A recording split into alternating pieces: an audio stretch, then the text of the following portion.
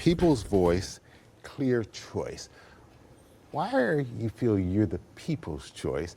And does that denote that you're not the big money people's choice? It's also Perkins for the people is on our slogans also, but that's one of the people's voice really, you gotta understand, has a history behind it. It followed my lawsuit for supporting Black Lives Matter. It also followed my push for reparations in the city of Detroit. And so that was the organization that we started because the people need a voice. I do believe that there are others that more fit into the pocket and what they're looking for, as far as some could argue, and that's not what I'm going to here to argue about, but some could argue that status quo is what people want to maintain. What I envision is something that brings everyone together, that no Detroiters left behind, because objectively, empirically, we know that Detroiters in masses have been left behind. So what, if elected by the people? When?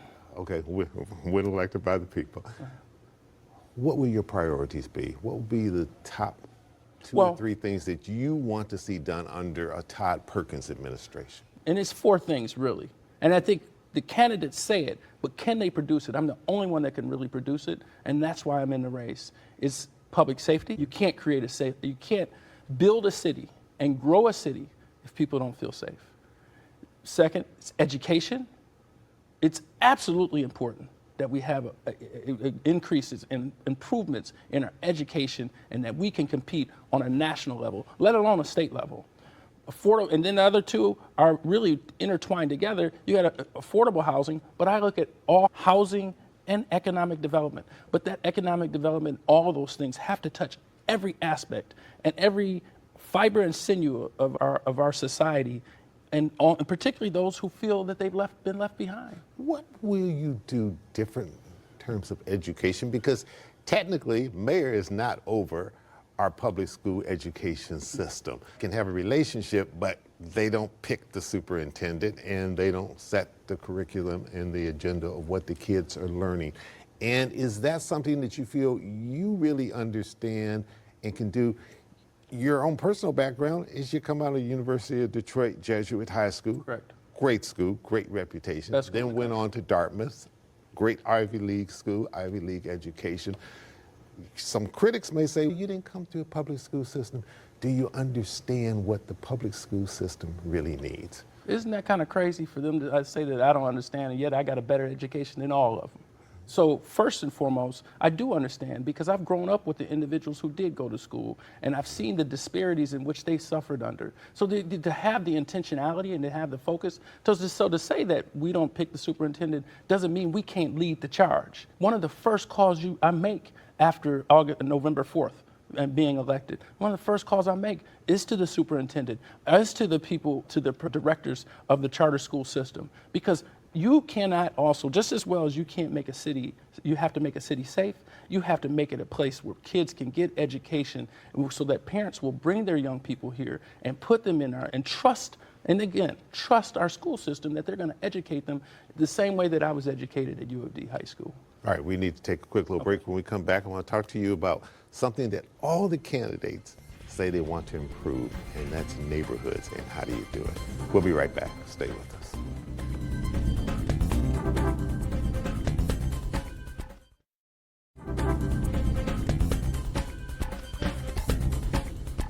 What will you do different than maybe what the current administration is doing for neighborhoods, or would you continue on the same path that they're doing? And does it have to be neighborhood versus business, economic development? Can't we have both? I absolutely believe we can have both, but I just don't think that some want to share. Because, when you go downtown and you look at downtown, every corner has a police officer on it. And I get it. I understand it. We want people to feel safe downtown, but we need to have that kind of intentionality as to how we go to the areas around our city that have been most deprived and most lacking. And it's really a culture change too. So there has to be, but you also can't have a one-size-fits-all policing for our community. You could agree that 6 Mile and Gratiot is going to be policed differently than Sherwood Forest. I don't think that administration has talked to the officers who are the boots on the ground. They have an introspective that has really been neglected. And so we're losing. My brother, my younger brother's a judge at 36th District Court, but he worked at Ford. On the floor at Ford, they always have a suggestion box. And the people put those suggestions, and when they take up those suggestions, Ford compensates you for that. But I'm not saying necessarily the compensation aspect, but what I'm saying is going to them and asking them, what do you think is best? Because I'm going to go to the neighborhoods and I'm going to ask the neighborhoods to be a part of our redesign of our community. And so that's what people don't seem to understand. And one, I have the skill set and I have the desire and I have the know-how to put all those things together, and no one else does. You mentioned housing. Detroit has some of the greatest housing stock in the nation. The question becomes, can you make this housing affordable, particularly for our young people and seniors? And I got a young son who's at Howard. My concern is when he gets his degree, is Detroit going to be a place where he wants to come back and make it in his home? I certainly pray that it is, and that's why I'm here. One of the reasons why I'm here is to create a Detroit that Detroiters who have the opportunity to go other places opt to come here and choose to come back to this home and bring other people too. What we have to do is we have to have a Detroit first mentality.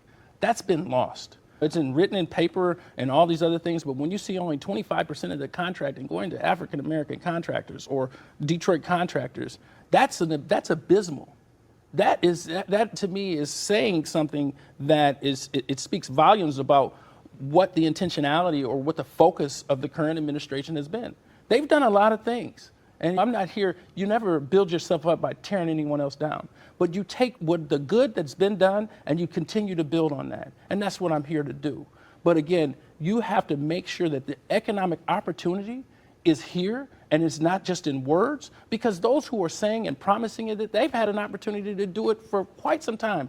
And now to say just because I want an elevation or a promotion, I'm going to do it now, you can't trust that. But trust that I've always fought for economic opportunities, for parity in our community, and for a voice for all those people. You have not been someone who's been in political office and has built years of career. I have not been at the government trough. All right. Do you think you fully understand what it takes to run a city, and could you come in hitting the ground running, or do you feel as though there's going to be a huge learning curve in a city that many people say is on the move and can't afford someone learning on the job? Let me show you something about mainstream media where the Detroit Free Press talks about the wealth of knowledge that I have, not only legally, administratively, and financially, and yet I've been city attorney in Highland Park. I'm the current city attorney in Inkster. I'm the attorney for Detroit City Council. So to say that is preposterous. It's oxymoronic to go ahead and say those things. And I know you're not necessarily saying it, but for that mainstream people out there that are saying it, I'm letting them know you all are making a mistake, because I speak for the people and the people are going to speak for me. Here's one thing that I think that many people have really bought into what I say, other candidates, because I was the first to say this. One is that you need a full-scale audit, forensic audit of all the finances and all the departments in Detroit, so you understand how these things are working, because the only person that really knows is Mayor Duggan. That's it. The people in council, all they've done is follow the plan. They had an agreement to follow the plan of Duggan. So to say that they have led a charge, that's inaccurate. Is that to suggest that they've just rubber stamped? They've acknowledged that.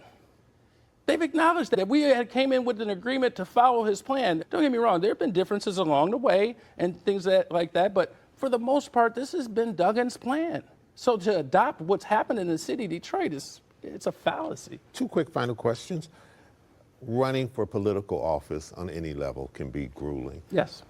What have you learned from being in this campaign that you didn't know going into? I didn't know how much people were thirsting for leadership. I didn't know how much people felt a lack of hope. And that's what I want to give them, is hope. I didn't recognize this. I deal with the everyday person every day because I'm an everyday guy. And I did not realize the despair, and some people have just given up. Look at in 2000 to 2020, 295,000 black people left the city of Detroit. Maybe 70 or 80,000 under Duggan's reign. And no one's asking the question of why they left. What are we going to do to bring them back? And that's the problem that I see. His argument is going to be that the city has grown up under his administration. But who's grown? the demographic of who grown, it's shame on you to just use that and not apply the standard of what is at stake here. We've lost it, and are you trying to lose our identity? That's what, because who has grown the city? That's another topic that we don't have time for to talk about here. But we can't just say, and then it's arguable. Is it 1,500, 5,000, is it 15,000? They don't really know. Again, we do know that we've stopped the bleeding. I'll give them that. Again, I'm here to give people their flowers, not to knock them. Final thing, you are used to going into a courtroom and arguing before a jury. The biggest jury you're going to have are the people out there watching this program and the voters of the city. Right. Take 30 seconds and make your closing argument on why they should vote for you versus the other candidates. The City of Detroit, my name is Todd Perkins. I'm asking for your support on August 5th, and then I'm going to come back and ask for your support on November 4th to be your mayor of the City of Detroit. You look at my background and the service to my community and to our community, and it's unparalleled from any other candidates who announce themselves and ask for your vote. What I will show you is leadership. It's true leadership. It's doing those things that will be difficult, but along the way, we will do it together. And that's something that I can promise to you. Todd Perkins is the voice for the people, by the people, and with purpose for the people. And that's what I've done. I intend to bring us that progress that we so sorely need, and we'll do it together. And I have Detroit first mentality that no Detroiters left behind. I know you've heard that in the past. Understand, check my record, ask the neighborhoods, and ask the people, and ask your friends. I'm here for you.